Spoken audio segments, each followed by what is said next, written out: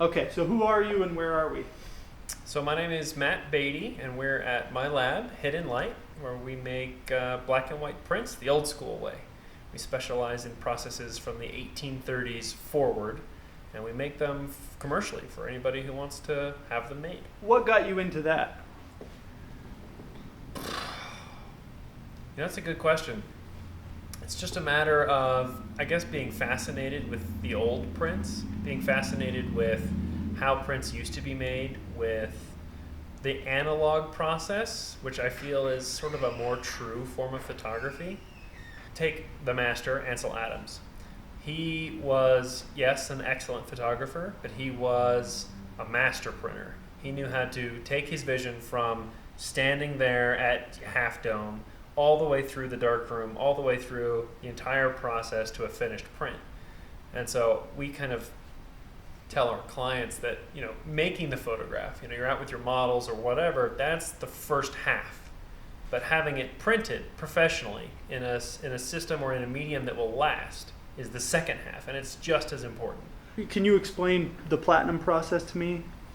The platinum process was invented or sort of discovered sometime in the 1870s. Like a lot of things in photography, people disagree about who actually did it. But generally speaking, they were using platinum and then palladium salts to create light-sensitive emulsion, the same way that we used then later silver. But first, there was platinum.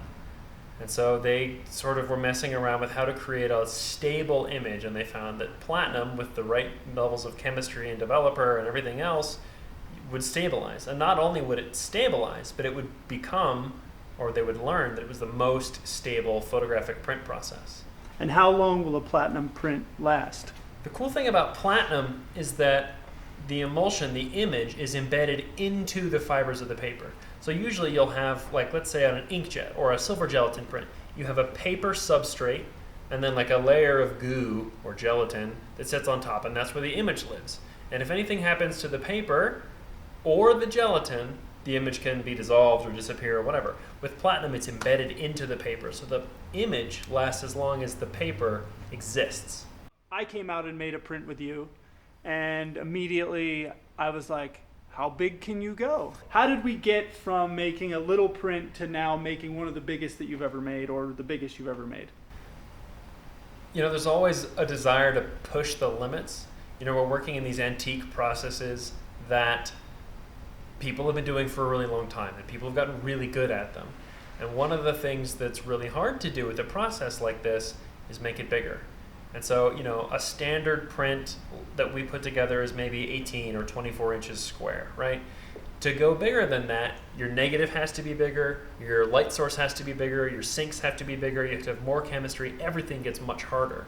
But the desire to push the envelope and to really push and push as hard as you can is okay, what if we could do a 40 by 60 platinum print?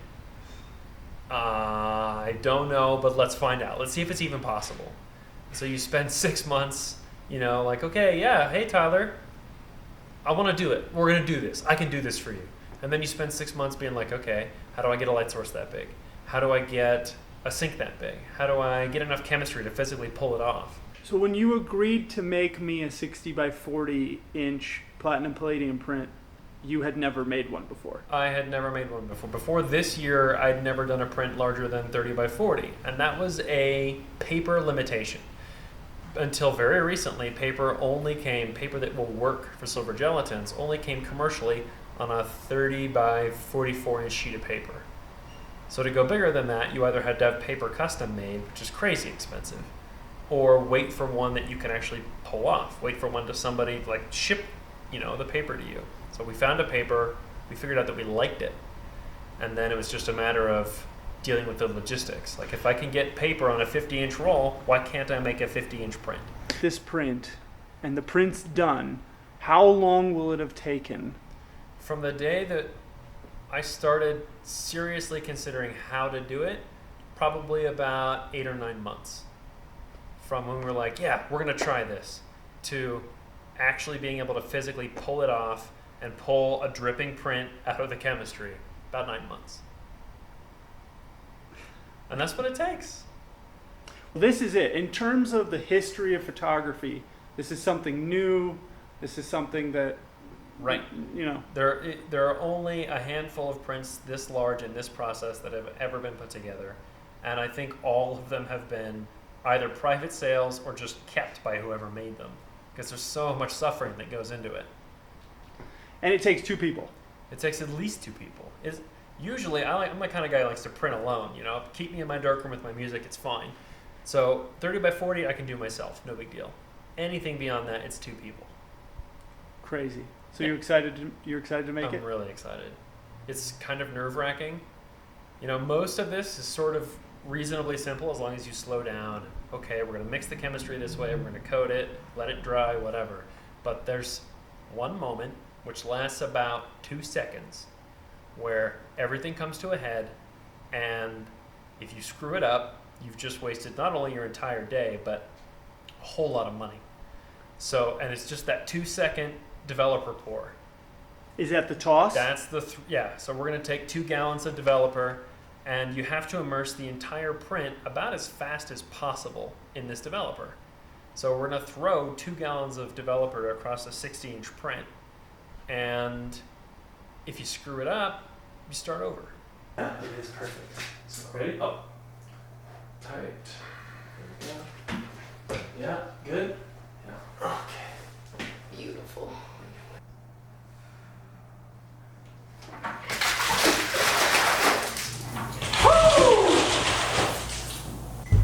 Holy cow! Oh, it looks good.